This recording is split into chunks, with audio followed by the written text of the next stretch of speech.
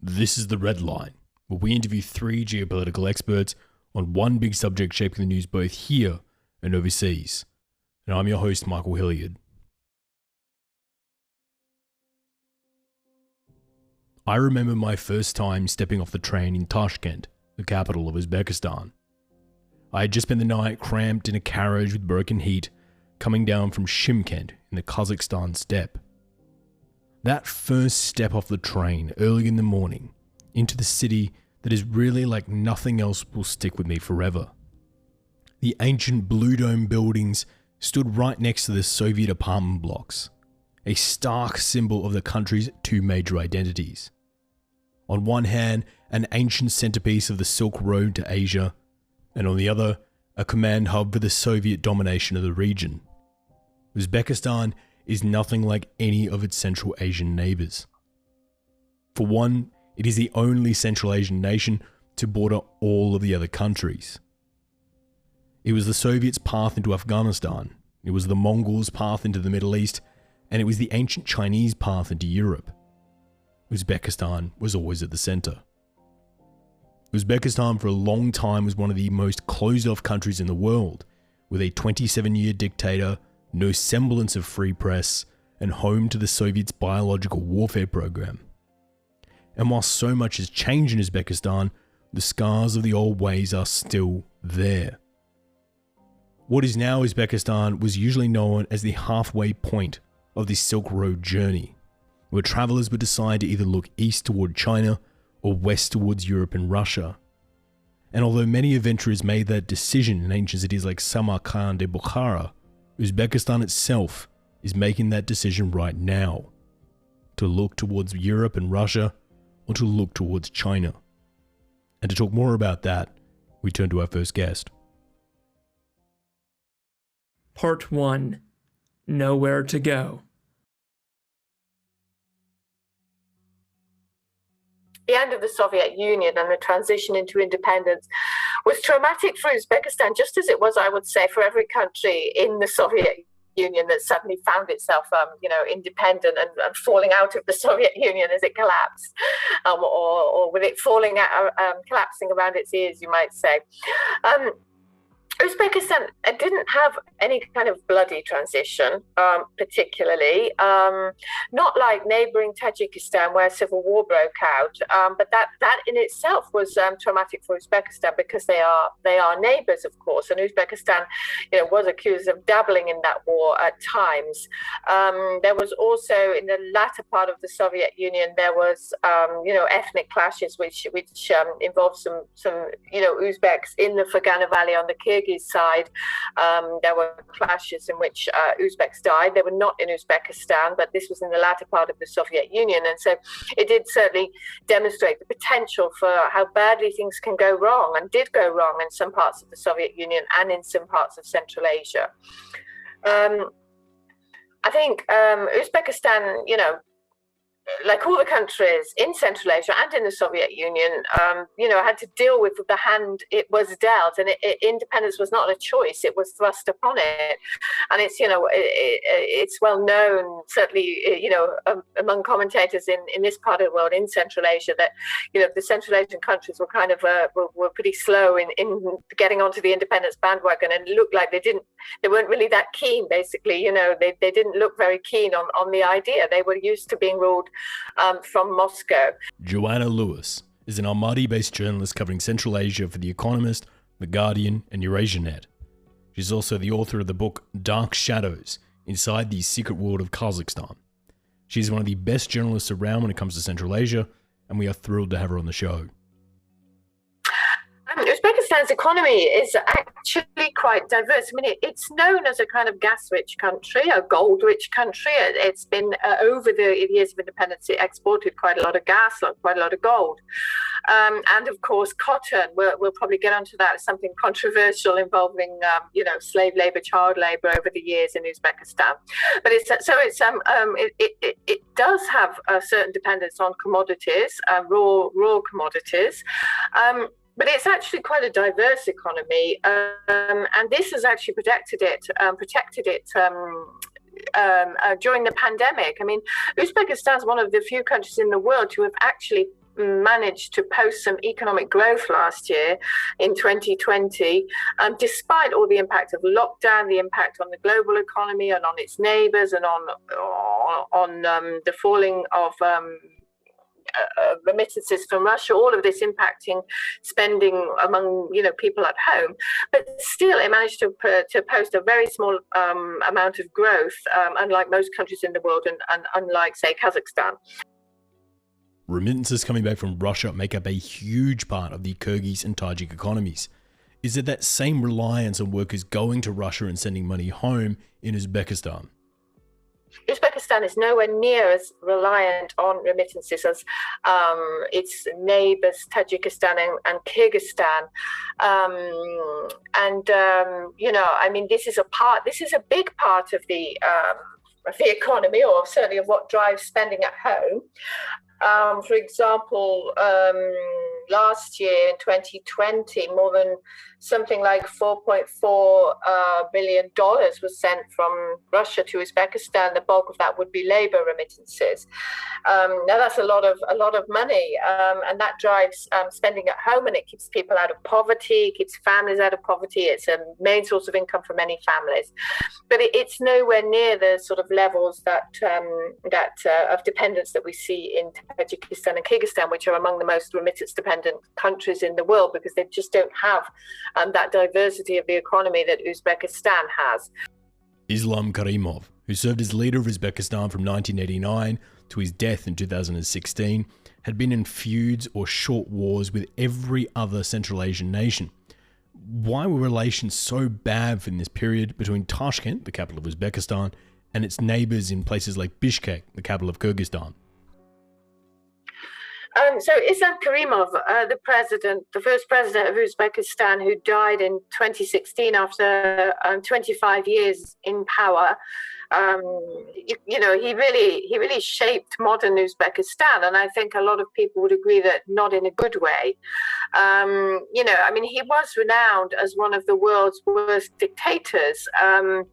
Uzbekistan under him was one of the world's most authoritarian dictatorial countries, with human rights flouted even by the terms of even by comparison, say, with the neighbors in Central Asia, which are all human rights flouters and authoritarian countries. But Uzbekistan was really always came, in the bottom of the world's press freedom rankings and so on.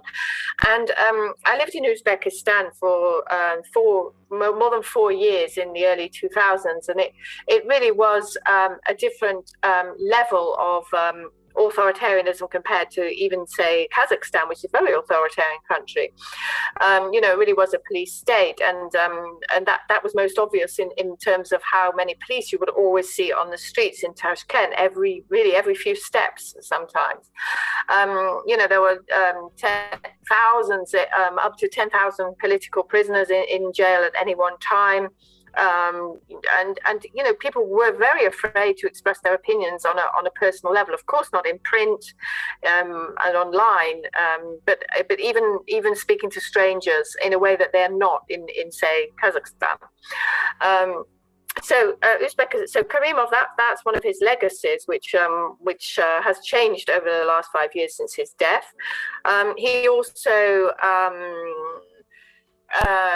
was a spoiler in terms of any kind of relations with the other Central Asian states, and certainly in terms of any attempts to forge any kind of Central Asian integration in the post-Soviet years.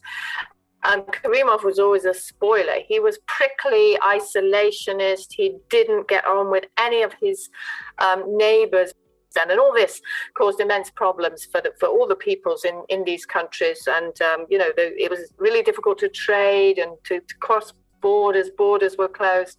Air links were closed between Tashkent and Dushanbe, the Tajik capital, for about 25 years. So all in all, his legacy on Uzbekistan, he really made a huge impact on Uzbekistan, and life was very difficult for people under him. Much like his counterpart in Tajikistan, Karimov was known for being quite corrupt, having an official salary of $16,000 a year, but living in multi-million-dollar palaces. Is it fair to say Karimov was tied to a fair bit of corruption during his presidency? Well, mean, I think when it comes to corruption in Uzbekistan, under Karimov, massive corruption thrived in Uzbekistan, massive, enormous corruption. And it went to a very small, the proceeds of that corruption went to a very small coterie of people. As for Karimov personally, when it comes to the Karimov family, I mean, I think there is one name that springs to mind. The proceeds of corruption. When we're talking about the proceeds of corruption, that's Gulnara Karimova, his daughter, who is now in jail in Uzbekistan. But under his rule, in fact, she was actually placed in detention in obscure circumstances before he died.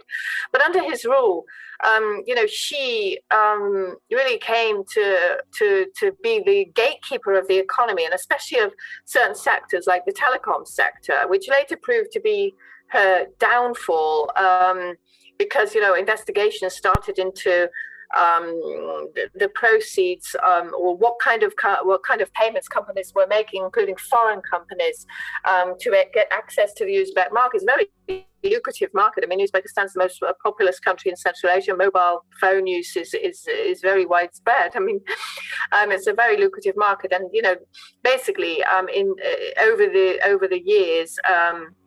It emerged that really that these companies had been paying bribes, basically, that ultimately benefited Gulnara Karimova, who is the target of multiple investigations in Western countries, and as I say, is now in jail in Uzbekistan on corruption charges. But there's been a complete lack of transparency surrounding her trial. One trial, in fact, took place in a kitchen of a place where she was being held under house arrest, which is the most dubious from the judicial point of view. I think we've got a reforming Uzbekistan now, according to President Shavkat Mirziyoyev, is reforming, changing the way it was compared to Karimov. But that's a specific example of very, very secretive judicial proceedings, and whatever the crimes of Gulnara Karimova, there's a lack of transparency over what they were and what happened to her, and how it happened, the judicial proceedings, which is not the mark of a properly reforming state, I think. And I think there's also an incentive to blame all the corruption that happened under Karimov on Gulnara Karimova, whereas in fact there are people who are obviously complicit in it all the time who are still very high up in government, and so there's a very, very much a lack of incentive to be too transparent about this. During the Soviet era, many of these Central Asian republics used to work together on a number of issues. As an example, in the winter months, Uzbekistan would send additional gas to Tajikistan and Kyrgyzstan, and in the summer months, Tajikistan and Kyrgyzstan would send additional water to Uzbekistan. Has this sort of cooperation made a comeback in the post-Soviet years? Well, this interconnectedness of the Central Asian countries and other countries in the former Soviet Union, of course, it was a feature of the Soviet Union, because borders then were just administrative borders within the Soviet Union. And of course, as you say, there was, for example, the need to share power, water, the need to generate power and share it with other countries, and not to leave the other countries dry without water for irrigation and so on. Now, after the Soviet Union collapsed, there was a certain breakdown in much of that cooperation among some of the countries, and we talked before about how Uzbekistan was very uncooperative with its neighbors, and that had a huge impact on all of this. Trying to be isolationist, but you can't be isolationist so much when it comes to, say, rivers, how they flow and so on. But Uzbekistan would always try to, for example, act as spoiler for its neighbors trying to build hydropower projects and so on. Since Mirziyoyev came to power in 2016, he really threw open the doors. This is one of his major achievements, actually. He is known as a political reformer to a degree, and for releasing political prisoners. But one of his major achievements has been to really establish a new era of cooperation with the Central Asian neighbors.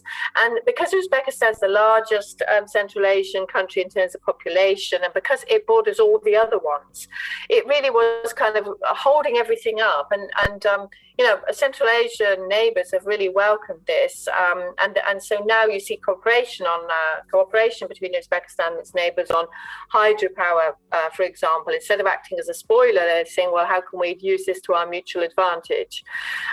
So these days, I guess we're moving back towards a time when you see more cooperation, more open borders, loads of border posts that were closed, just completely slammed shut, have been opened.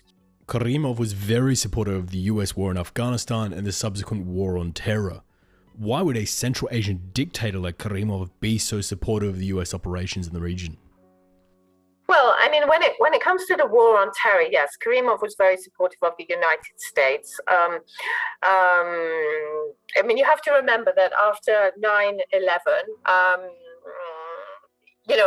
Uzbekistan was suddenly, and Central Asia generally, but especially Uzbekistan, was suddenly propelled onto the world's map, onto the world's TV screens.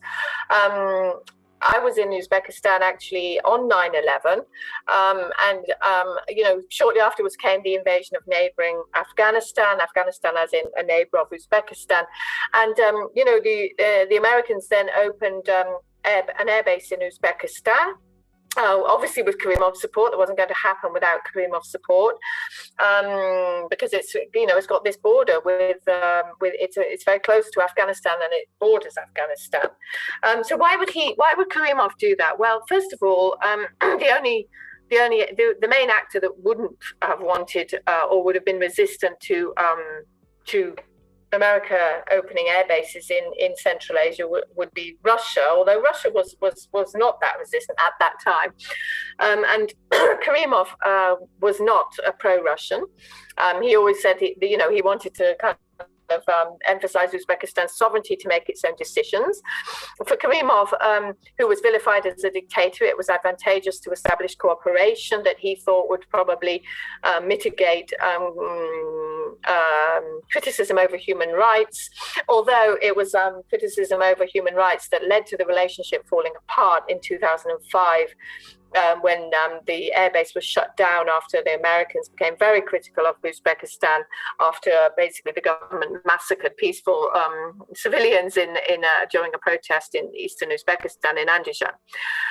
But for Karimov, it was advantageous. I mean, he first of all, he was also very much he wanted Islam to exist in Uzbekistan on his terms only. So the idea of a war on terror, which involved fighting Islamic extremism, which he was always very keen to address, and he addressed it in a way that infringed human rights of peaceful, pious Muslims. But for him, the war on terror was something that felt in line with his goals. So at that time in 2001, he had no reason not to support it.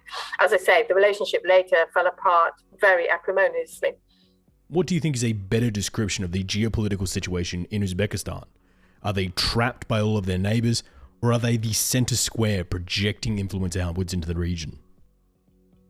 No, that's a good question. I don't think Uzbekistan is trapped by its position. I think that since Mirziyoyev came to power, I mean, geographical position, I think Mirziyoyev has decided to leverage that position as an advantage, and having greater cooperation with neighbours, he's doing that, and it does become an advantage. I mean, I think Uzbekistan can and does take a leaf out of Kazakhstan's book on that, because Kazakhstan always tries to present its landlocked kind of position in the Eurasian landmass as a strength rather than a weakness. As a kind of, we can be your a link between China and the West, China and Russia, China and Turkey, geographically speaking. And Uzbekistan, I think it's now leveraging its position as an advantage for Uzbekistan, and so it's not trapped at all. It's it's a powerful economy in Central Asia. It's the most populous nation. It's got a young and educated and dynamic populace.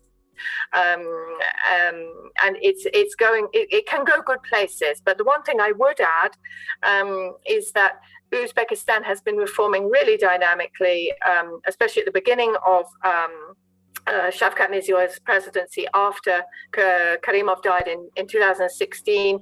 This was a moment of great concern, first of all, what would happen. And I think everybody expected Mirziyoyev to just keep on with the old dictatorial policy. And he proved to be a reformer. And that's been very exciting, certainly for me, as someone who lived in Uzbekistan for some years and then regularly travels there to observe. But also, it's been exciting and an opportunity for the people of Uzbekistan. There have been huge economic reforms that have opened things up for people, created jobs and opportunities, and political reforms, freeing of political prisoners, loosening of screws on the media. But we must remember, and this is a good time to mention, in October, Mirziyoyev will be up for re-election. And what do we see? We see kind of breaks, especially on political reform, on human rights. There's still no opposition parties in Uzbekistan. Mirziyoyev may well go to the polls facing no opposition. I mean, to me, that would be a shame 5 years into this reform process. In the Khrushchev era of the Soviet Union, the Soviets' relationship with Egypt began to break down. And when Cairo left, so did the Soviets' main source of cotton. So the decision was made by Soviet leadership that Uzbekistan would be the cotton bed for the rest of the Soviet Union.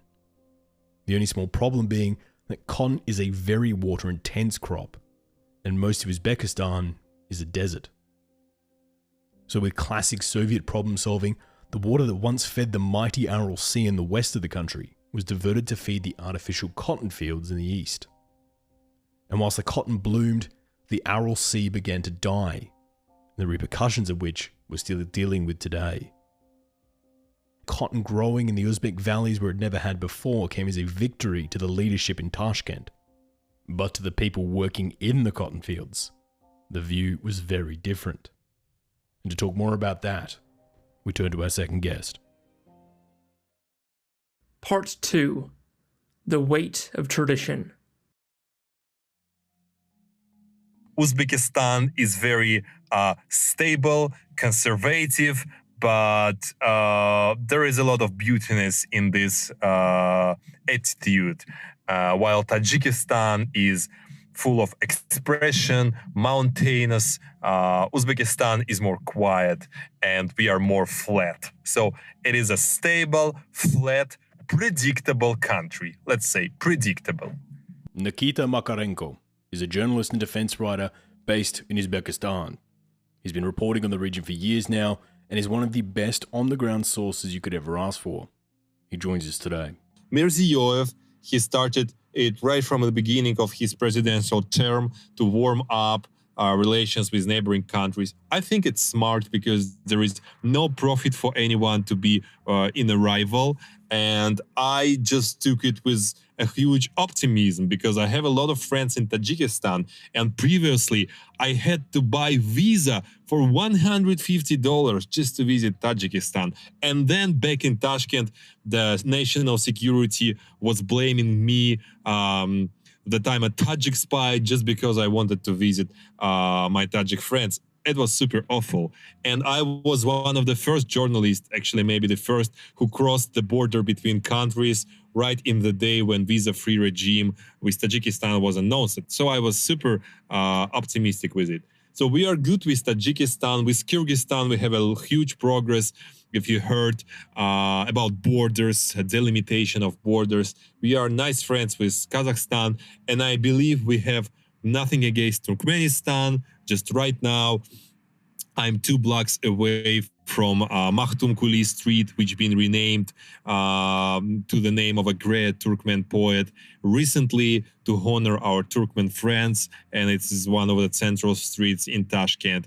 It wasn't like this before, but Turkmenistan itself is a complicated country, so we can't really say about warming up. It's more about Turkmenistan. I'm not sure they want to warm relationships with anyone, but it's pretty good.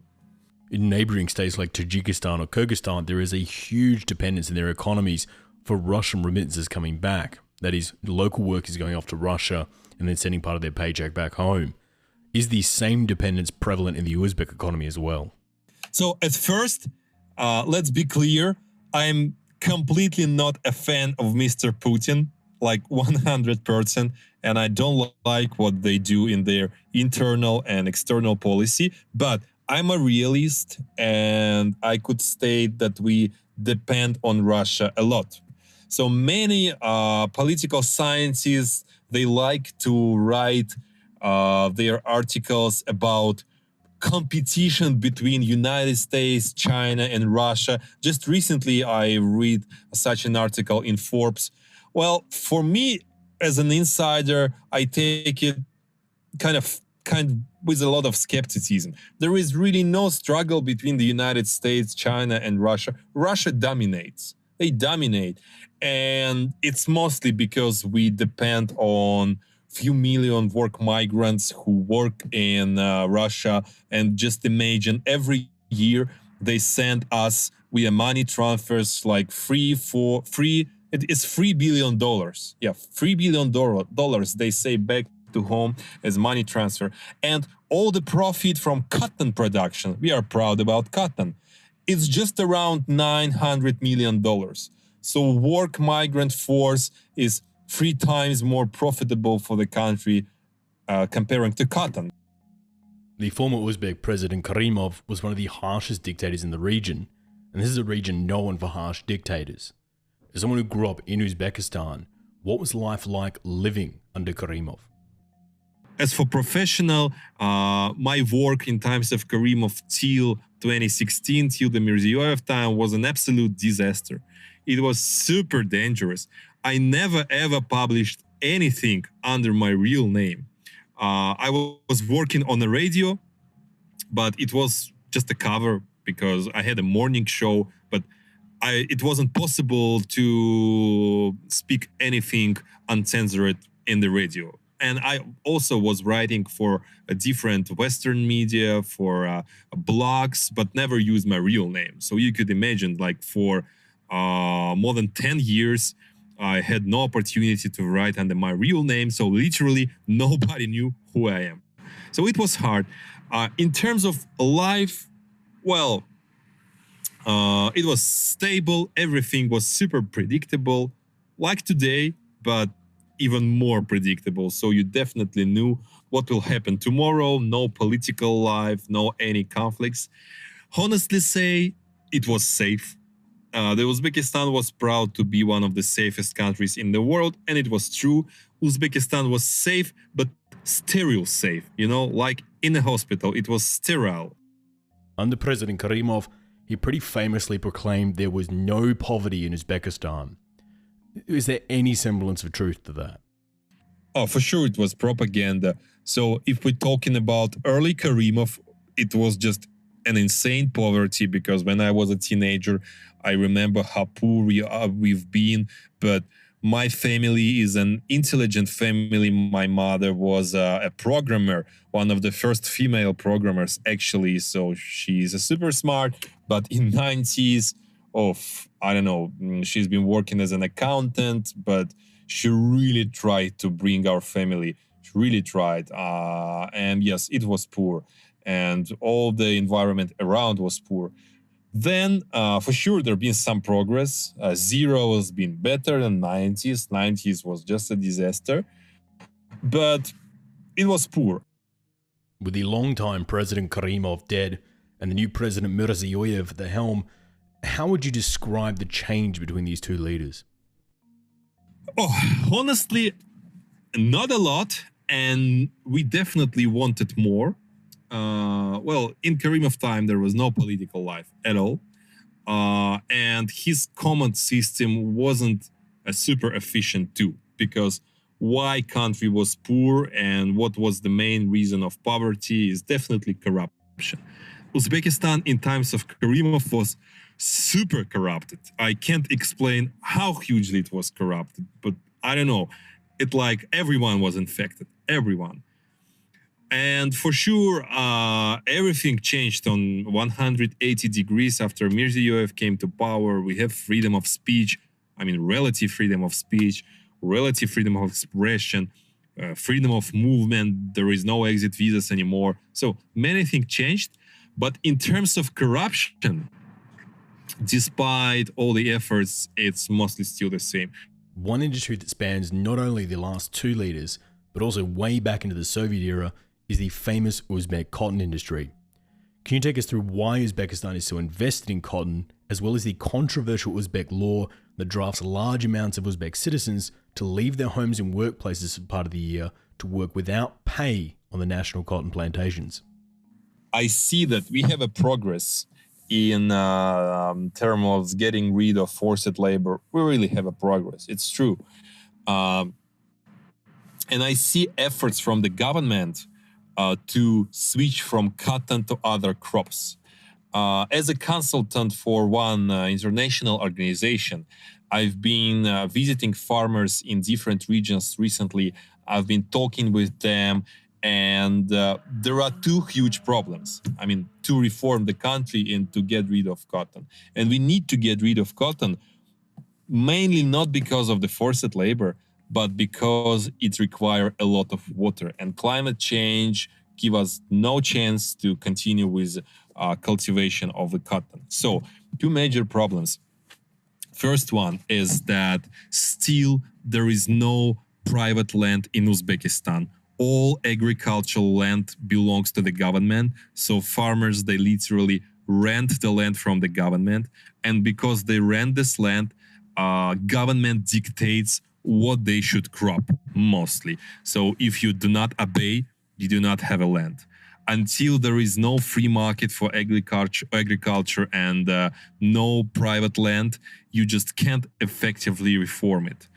The second problem is, and it was completely new from me, I just get it from farmers, I didn't know. I was like, okay guys, if you get the total freedom, private land, and you could do any crop you want, which crop you would select? And all of them answer cotton. And I was like, why? And they say, we don't know how to vegetate anything else. We just know how to do cotton. Our father's been doing cotton. Our grandfather's been doing cotton. So it's just our stuff. And what about the national mandatory service in the cotton fields? They tried to send me in university like every student, but I've been protesting. Not a lot of people in Uzbekistan protesting because it's just not in blood of my compatriots. But I've been protesting, so I never visited any field. But it was a disaster. Every September and October, all the students from all universities been dropping their classes and they've been sent to cotton fields. All the soldiers, policemen, any governmental employers, all been forced to work for free on the cotton field. If you don't do, you excluded from the university, you lose your job, so you just have to obey. There is no other choice, especially in this environment of huge unemployment. There was one option. If you don't want to go, you should hire someone instead of you. So literally, you should pay someone, and this person will go to harvest cotton for you. And all the businessmen, like every September, doesn't matter what do you run, a little shop or a oil company, depends on the amount of your workers, you should send a percentage of your workers to the cotton field. And again, if you don't want to send anyone, you pay the money. So literally the system been working like this. And with the state owning the land, who reaps the profits from the cotton industry? So previously in Karimov times, it was hugely corrupted because definitely all the cotton belongs to the government. Farmers being like low paid for this. You just have to sell your cotton to the government for fixed price. You can't bargain, nothing. And then the government been exporting the cotton to the west or to the east through one company. And it's been the hugely corrupted process because people been making profit from this cotton stream. Now it's different. Now everybody have a freedom to trade cotton on an international market as they want. So we have government who sell its cotton. We have private clusters who harvest their own cotton and who sell their cotton. So now it's a mixed system. Uzbekistan is desperately trying to diversify their economy at the moment and gain some economic momentum. How does the Uzbekistan economy compare to, let's say, some of its neighbors in countries like Kazakhstan or Turkmenistan? we have a huge interest among investors to Uzbekistan, but to run faster than Kazakhstan and to be on the first place, we still lack a great management. We still have a lack of transparent policies, and what's more important, a really free justice system. So still, investors are skeptical in us because they see a lot of scandals with corrupted judges involved, with corrupted law enforcement involved. In these terms, we're still losing competition to Kazakhstan. If we would improve it, definitely we have a much higher potential just because we have more people, more workforce, more natural resources. We have a lot to offer. But our undeveloped management, our corruption just kills a hope to overrun Kazakhstan. And talking about other neighboring states, well, I don't see there is a chance because their economies are tight and small.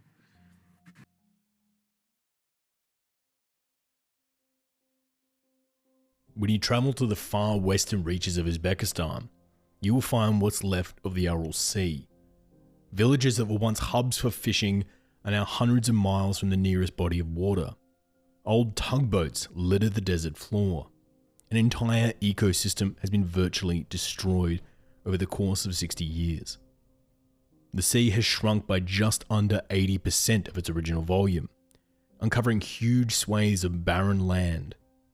But rusty shipwrecks and fish bones aren't the only things the shrinking sea is exposing to the elements.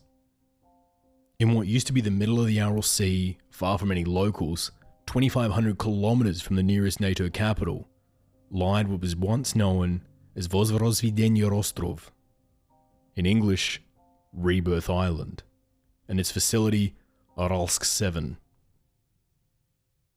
This island is where the Russians created and tested some of their most terrifying weapons: plagues, smallpox, anthrax, nerve gas, and many more. But in 1992, when the Russians left in a hurry, no proper cleanup of the island or the surrounds was ever done, and quite a bit was left to be picked through by scavengers. To add to the problem, what was once Vozrozvidenie Ostrov became Vozrozvidenie Polostrov, Rebirth Peninsula. The shrinking sea has not only exposed a seabed full of anthrax and man-made plagues to the world, but has also created a land bridge for scavengers to what was once the world's biggest anthrax factory. And to talk a bit more about that, we turn to our third guest. Part 3. Death by the Sands. Well, see, the Russian program was all about the secret cities, the hidden cities, Kamchatsk 16 or Nizhny Novgorod 12, all that stuff. And they kept it very secret, and they still do. And the fact that they truly did not care about the environment at all. Because in all of this Soviet environment, especially in Stalin's era and Khrushchev's era, Brezhnev kind of got a bit lenient on it. They decided that, we will take control over the nature. And one of the biggest issues you can see, for example, is the Aral Sea and the fact that they wanted to grow cotton there, which kind of failed because there was a massive ball dust. And they had basically a bioweapons laboratory in the center of it. Kristaps Andrejsons is an investigative journalist and host of the show The Eastern Border. Kristaps is based on the Latvian border with Russia and has been doing investigative journalism into the former Soviet states for a number of years now. We're glad to have him back on the show. The Soviets basically were kind of like ignorant about all this ecological situation or the locals, because they knew that, they'll have a cover-up from the Moscow, okay? So, they knew they would, someone would cover it up, so they were way more lax with all the kind of standards for everything not to fall into the environment. Because, like I said, yeah, they basically knew that they have a cover-up from Moscow. And, if they succeeded, then there would be no repercussions for whatever they did. they could just slack off or something. As long as you can present a nice little report to Moscow, it'll work. And really, who cares about the local people who live there? Some of the most classified Soviet areas were always way out in the desert. Semipalatinsk and Baikonur were way out from any major cities in Kazakhstan, for instance.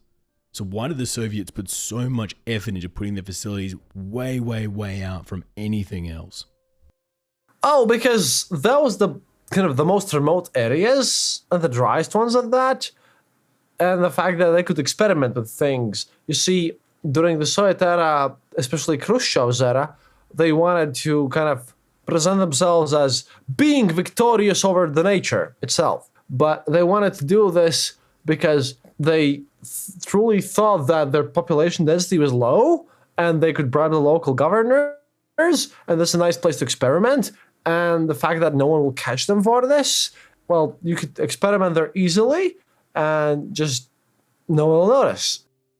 Far out in the Uzbek desert in the center of the Aral Sea was the centerpiece of the Soviet biological program, housed in Aralsk 7 on Vozrozhdenier Island.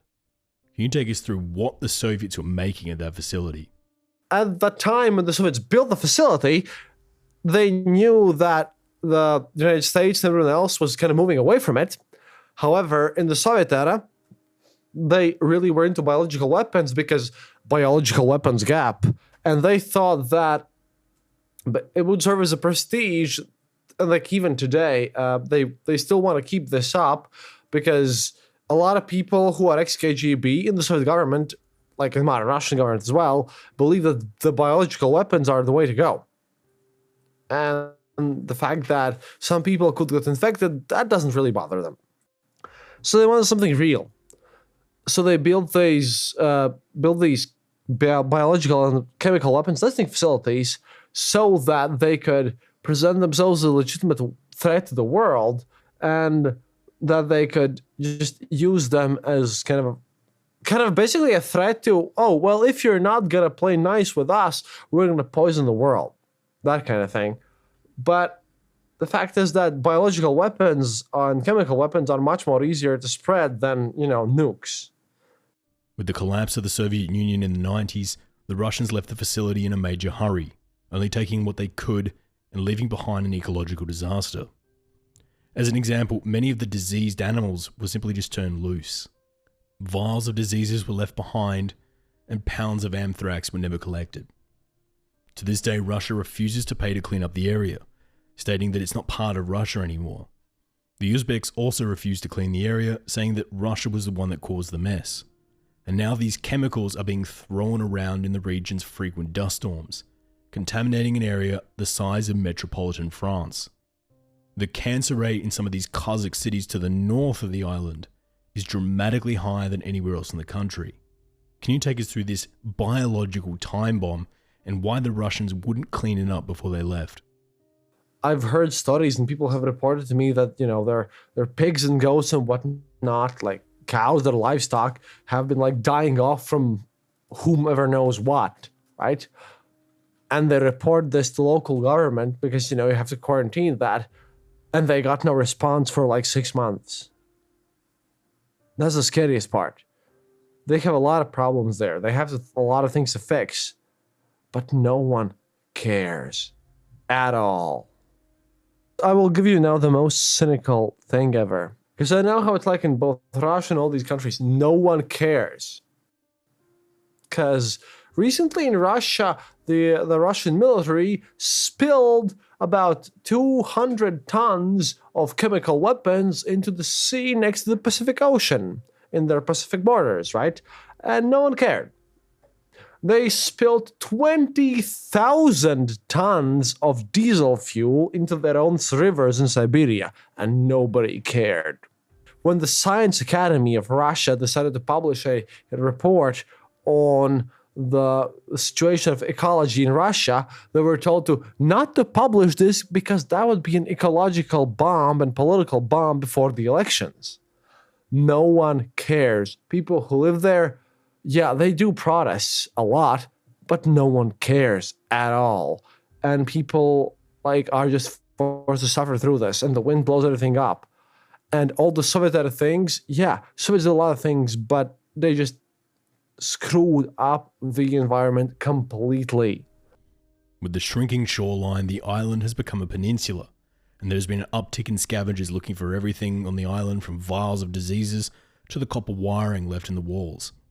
I personally have first-hand experience with this kind of looting when I visited Pripyat just outside Chernobyl, where scavengers had taken all of the manhole covers to melt down and sell. But the ground at Vosrozdenie is covered in anthrax, and much more dangerous than Chernobyl. Why are people still breaking in to steal the materials and leftovers if there's such a present danger there on the ground? They've been caught stealing copper wires from their own rockets, and they've been caught using their supercomputers to mine Bitcoin. Do you expect someone caring about an old weapons facility with biological weapons? No. In the middle of nowhere? No. This is a problem that will continue to radiate throughout the region, and we'll be talking about it a little more in our upcoming piece focused on chemical and biological warfare. But as much as Tashkent curses Russia for the damage it's caused in the West, it still has to praise Russia due to the country's economic dependence on Moscow. But that may all be starting to change as new players are entering the Central Asian theatre. And to talk a bit more about that, we turn to our final guest. Part 4. Last Man Standing.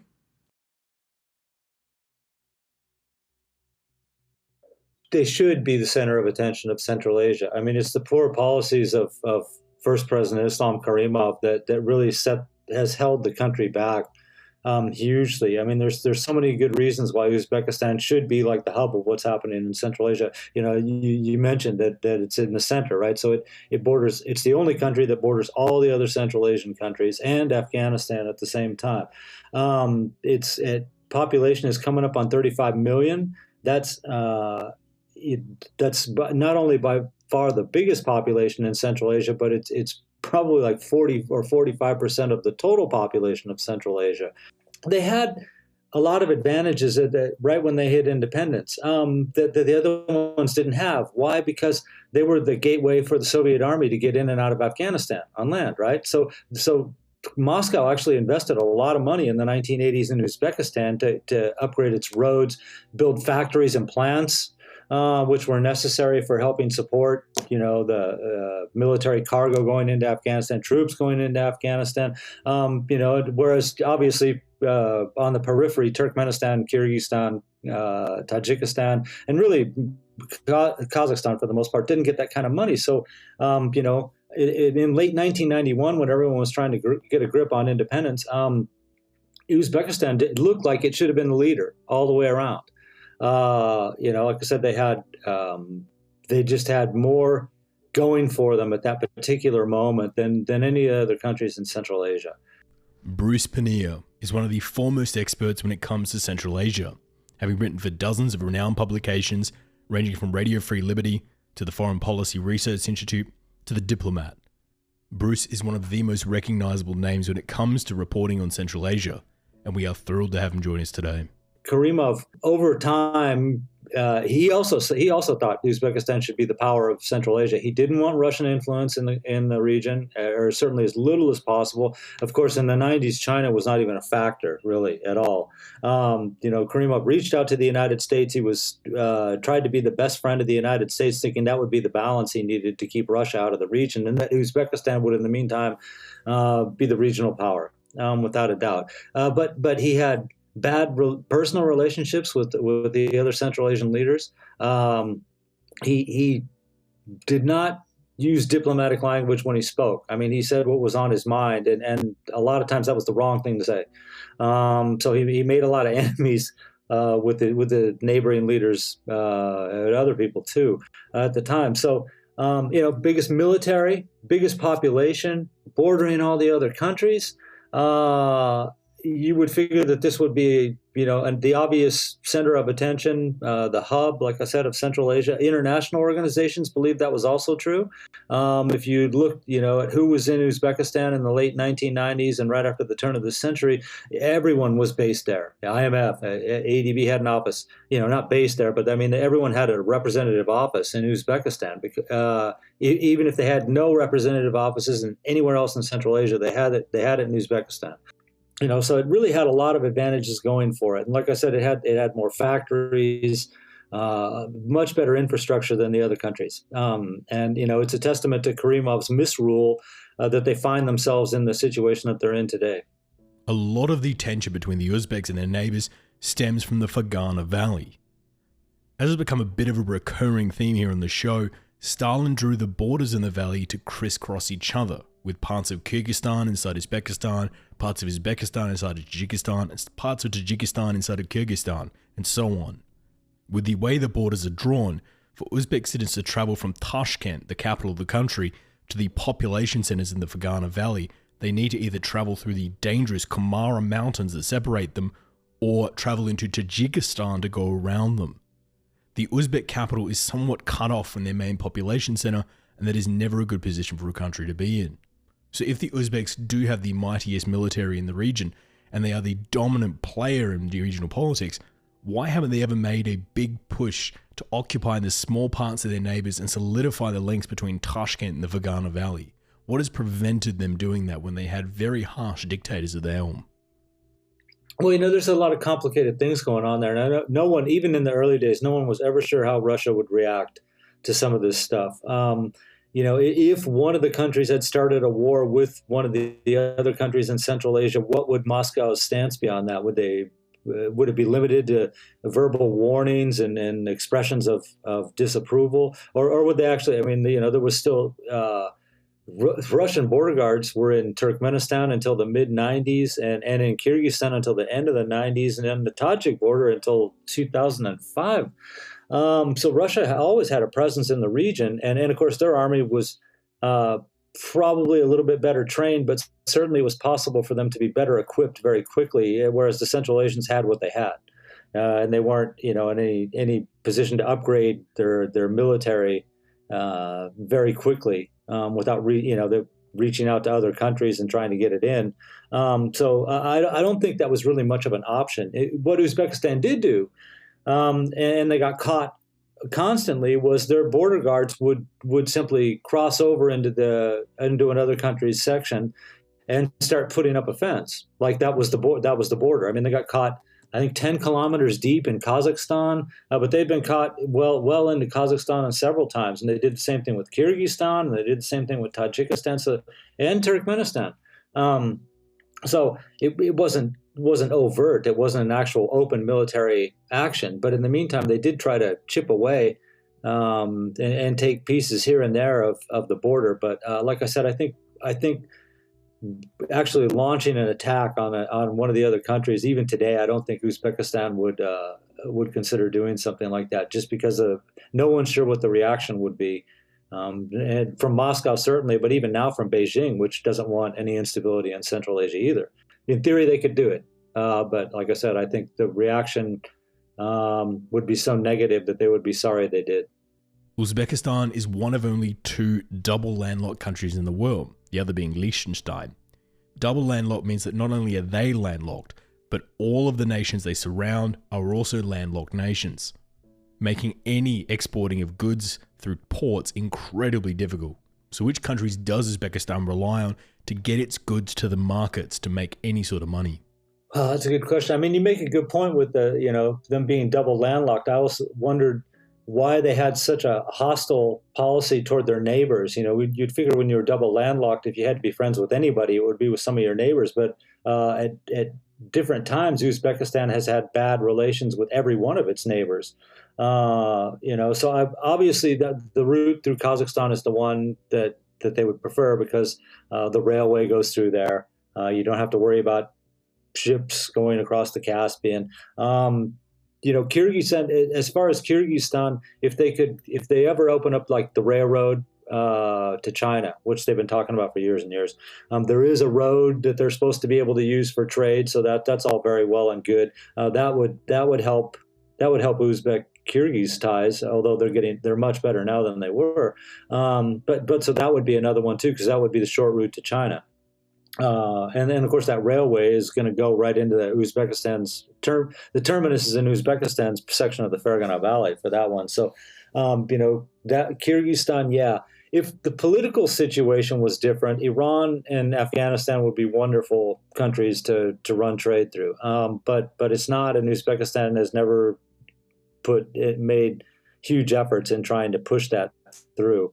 So I would have to say Kazakhstan, Turkmenistan, they're on better terms with them now, but you got to remember for years, post 2002, and really until the first president of Turkmenistan, Sabir Murat Niyazov, died, they had horrible ties because in 2002 there was an assassination attempt on Niyazov, and at least looking at the evidence the Turkmen side produced. And they're not an incredibly credible source, but it certainly did look like Uzbekistan had a part in that. So, they've just kind of mismanaged their ties. Like I said, Kazakhstan for sure, because the railway goes to Russia. Also, you can go to China.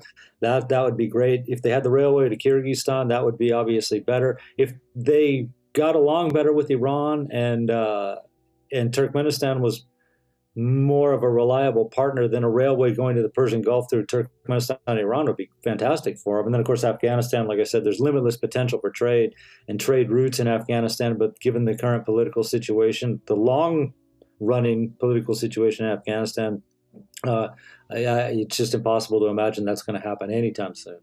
Uzbekistan was once the entry point into Afghanistan for the Russians, but the relationship between Tashkent and Kabul has greatly improved since. With the Americans looking to pull out of Afghanistan, what role do you think Uzbekistan will play in the region, and what will their relationship be like with Kabul? Well, I mean, the relations between Tashkent and Kabul are all have been good since the Taliban were chased from power. Uzbekistan would prefer a stable and moderate kind of government. They were not friends with the Taliban, certainly in the 90s when the Taliban showed up at their border. And the Uzbek government at the time supported Abdul Rashid Dostum, who's an ethnic Uzbek, but he's an Afghan, and a military commander. And they supported him, and everybody knew they were too, including the Taliban, and they complained about that. So the Uzbek government is very happy with the government that's in Afghanistan right now. Ghani, he talks with Uzbek President Mirziyoyev several times a year about things, over the phone, of course. But that said, I should mention that Uzbekistan is trying its own hand at peacemaking, and they have hosted a Taliban delegation in Uzbekistan in Samarkand in 2019. They're trying to not only play peacemaker, but I suppose hedge their bets a little bit about what comes with Afghanistan. Now, the relationship with the U.S. is curious because, of course, now there was the New York Times article last week that said that officials in the U.S. State Department had said they were in talks with Kazakhstan, Uzbekistan, and Tajikistan about possibly temporarily basing some U.S. troops there after they pull out of Afghanistan. And the article went on to say, well, this is for support. Air support and possibly running drones and things like that, which I suppose kind of makes sense. I mean, no one wants to see the U.S. pull out of Afghanistan and have Afghanistan end up like Iraq was, after the U.S. pulled out. The U.S.-Uzbek relationship has, like I said, it's always been, most of the time anyway, it was really good because President Karimov at first really wanted to be a friend of the United States just because he saw the United States as a bulwark against Russian influence in Uzbekistan in particular, but Central Asia in general. U.S. post Andrejsons, and I won't get into that, but there was the disproportionate use of force by Uzbek forces in 2005 when the U.S. had a base in Afghanistan.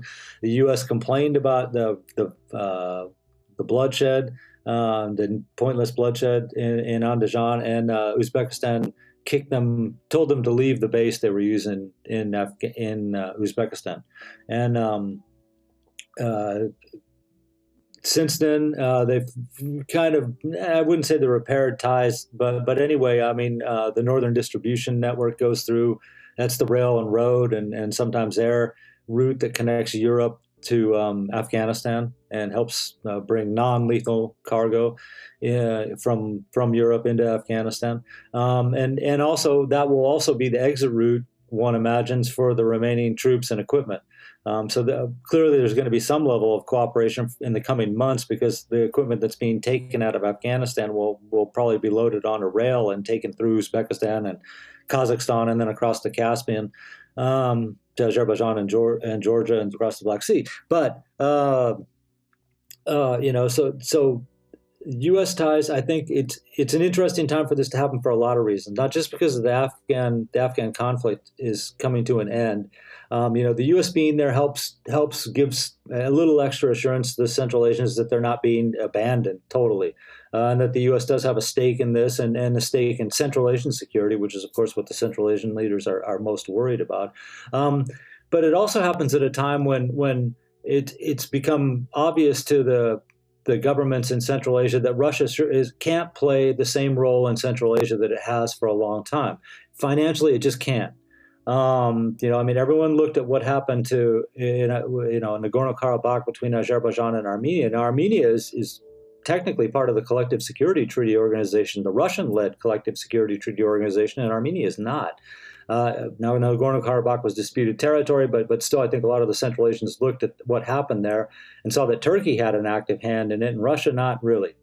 So they got to be questioning some of their security guarantees that they received from Moscow over the years. Now, China has been a big factor in Central Asia because they had lots of money when no one had any money, and they're still outspending everybody in Central Asia. But they finally figured out that a lot of them owe China more money than they can possibly ever hope to pay off. And so this is bad. And now they're getting very wary about dealing with the Chinese. Now, the U.S. and the West in general has had a limited influence post-Andrejsons 2005. But the Central Asians have got to rebalance their relationships. They're too dependent on Russia for security guarantees, and they're too dependent on China for finances. And they got to find somebody else to help them out.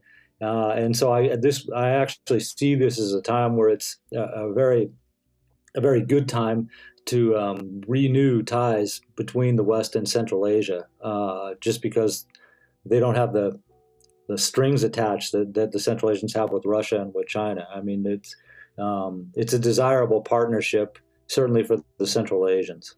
Will Uzbekistan look at housing either Russian, American, or Chinese troops, even on the unofficial basis, much like Tajikistan does at the moment? I don't see that happening in the very near future for a lot of reasons. Once again, no matter, Russian-Uzbek ties are better, certainly since Karimov died and Shavkat Mirziyoyev took over as president. But the Uzbeks are real wary about having a Russian base. I always get that sense with everything they want to. Every statement they make about military cooperation with Russia, and they even passed legislation years ago about where their troops could be based and who could be based on Uzbek territory. So I don't see that. Russia, I should mention too that I talked about the Collective Security Treaty Organization that Russia leads with Kazakhstan, Kyrgyzstan, Tajikistan, Armenia, and Belarus. Is that the Uzbekistan has been in that organization twice and left it, and they're out right at the moment. But Russia really, now that there's new leadership in Uzbekistan, Russia really wants them to join again, and they don't. And you get the impression that Uzbekistan doesn't want to join. They really don't want to be part of this security grouping that Russia has. So which again is kind of interesting when you consider the possibility that they would let the Americans have a temporary and very limited use of some bases in Uzbekistan, because it does kind of, in a way, it pushes the question off of Uzbekistan joining the Collective Security Treaty Organization, because no one's going to want them. It's going to be hard to finesse the language to let them in when there was a small American deployment in Uzbekistan somewhere. So that actually would probably help them. The Chinese, no. Everyone made a big deal out of the the base that they opened up in Tajikistan, and I suppose it is a big deal, But I mean, in fact, it is right by the Chinese border, way up in the remote mountains, and also by the Afghan border, which is really what they want to do. I mean, they essentially that's their barricade outside their border to make sure that none of the problems from Afghanistan come sneaking up through these high mountains and come into China through the back door. It was one, I don't think Uzbekistan would let China base troops there, but two, I can't imagine China basing troops. They would have to be well inside Central Asia at that point, right? And China's been real careful not to get troops out where they could get into combat. Certainly at least in Central Asia, even in Tajikistan. Like I said, they're way up in the mountains. But what Beijing does not want is a global Islamic movement against them. Right, and this is what you get when you're the U.S. and you're in Iraq and Afghanistan. All of a sudden, there's this network of radicals or whatever, but they decide that this is an attack on Islam and it's an attack on Muslims. And Russia had the same problem with Chechnya. Now the Chinese certainly studied that; they don't want that. Basing troops in Uzbekistan would just cause so many problems for them. They're having a big problem with Xinjiang, and rightfully so. I mean, it's horrible what's going on there. Well, staying on China here, how reliant is Uzbekistan on China economically at the moment? Well, I mean, they're all, like I said, they're all in debt. Kazakhstan having the biggest economy, it's not such a problem for them. But the others, it's including Uzbekistan, although to a lesser degree than Kyrgyzstan, Turkmenistan, or Tajikistan, that's for sure. But they all are into China. One of the problems that they're going to have with China, and one of the advantages that China really has is they started out by building these huge projects, right? I've talked before about China and Central Asia, and I mentioned that before there was Belt and Road, there was Central Asia, and the Chinese, they signed their first contract for an oil pipeline in Kazakhstan toward the very end of the 1990s. They got the big gas pipelines coming from Turkmenistan. They signed all kinds of deals to build new railroads, and repave roads, or build new ones. Huge project, multi-billion-dollar projects in Central Asia, starting, about 2005, 2006, and then going, even like I said, even before Belt and Road. Some of that was the CAREC program that the Asian Development Bank runs. It's true, so it's hard to pull the two apart in some places. But anyway, China built this elaborate infrastructure, transportation infrastructure network in Central Asia, which all leads to China. Right, so all the roads and all the railroads and everything like that, and all the pipelines bring some raw material from Central Asia to China, and so you're connected. If you're Kazakhstan and you don't want to sell China oil, then your oil pipeline is worthless. If you're Turkmenistan and you decide you don't want to sell gas to China, the gas pipelines are worthless. So they're already hooked, so to say. I mean, it's a bond that they're not going to be able to break now. Again, given the global financial situation, Russia years ago, when the price of oil was real high, they would have, they did spend a lot of money in Central Asia, but they haven't been able to do that, certainly for the last 5 or 6 years, and then they had a problem in 2008, which is really about the time China started spending a lot of money in Central Asia. So the Chinese now are at the point where they have all the big projects they want built, pretty much. All the things they need to bring gas, oil, raw minerals, which include uranium, things like that, out of Central Asia into China are already in place. And every now and then they'll give one of the countries a loan for $200-300 million to build a new power station, or something like that. And that kind of money is peanuts for China, but it's huge money for Central Asia. So they already got them hooked. They're in debt, and the only country that's willing to spend money on some of these big, what by Central Asian standards are big infrastructure projects or communications projects or something like that, is China. And so they're essentially, like I said, just tied to China so many ways now. that it would be, it's almost unimaginable to think that one of the countries could ever say, we're breaking ties with you. I mean, one, they would owe them a lot of money, but two, they're trade dependent upon China for so many things now. That it would be, China has the advantage and will have for a long time. And like I said, as long as they're willing to spend 200 or 300 million every year on each country, that's more than enough reason for the governments of the region to stay friends with Beijing. In exchange for this money and investment from China, do you think China may enforce all of these Central Asian countries to not allow US refueling on their territory or not allow US investment into the country? Will China be happy with US bases in Central Asia?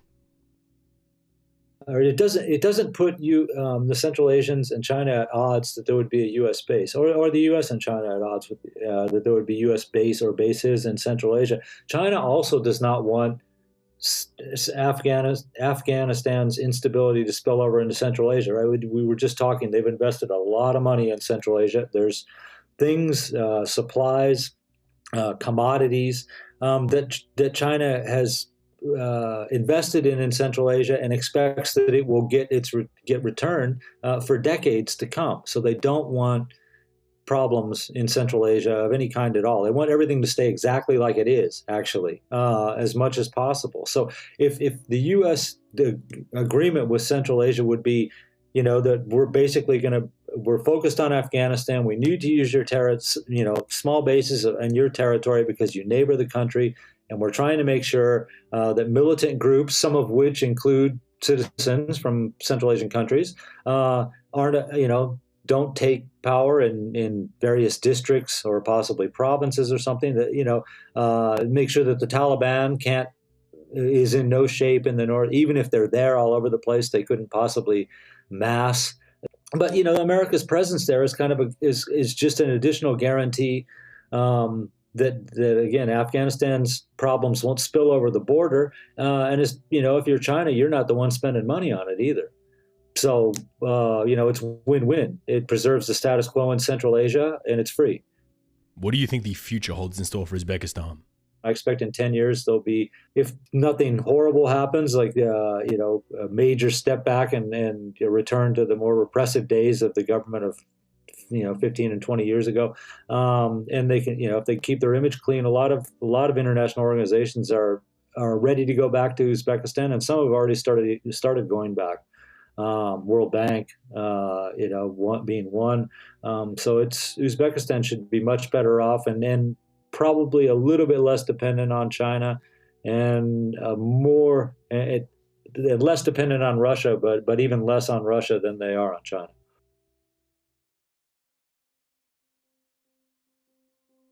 When you find your house as rotting timbers, you really only have two options.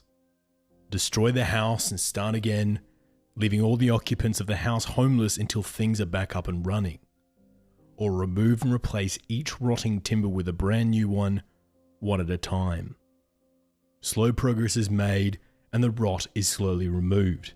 And with this option, you still have a house to live in, even if it's not complete. This is the process Tashkent is undertaking. First removing the rotten timber that is the Soviet-style dictatorship, trying to reform the cotton slavery, improving relations with its neighbours, and trying to diversify its economy. And so far, good progress is being made. Much of the rot is gone, but there's still a long way to go. There is still a form of slavery in the country. There is still no real democracy. Moscow oligarchs still control many of the major industries in Uzbekistan, and on top of that, there is still a giant pit of smallpox and anthrax contaminating half of the country. Progress is progress, though. The timbers are slowly being replaced, and the roof hasn't fallen down yet. How long will it take Tashkent to get these major timbers out is an open question. But after all, we're only at the half point of our journey, what Uzbekistan has always been famous for.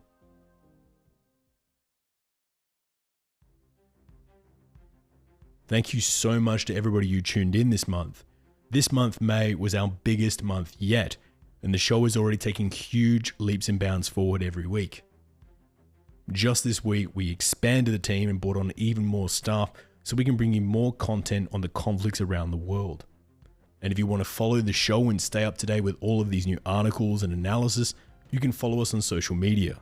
You can find us on Facebook, Reddit, Twitter, Discord, Instagram, and Swell on the handle @TheRedLinePod. Or you can follow me on Mike Hilliard Oz. Oz is in Australia.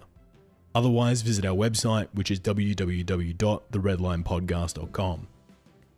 This show would not be possible without the support of our amazing Patreons, who donate a small amount of money each week to help us keep this show going. Our Patreons get to join on game nights, live Q&As, and even get extra materials from the show.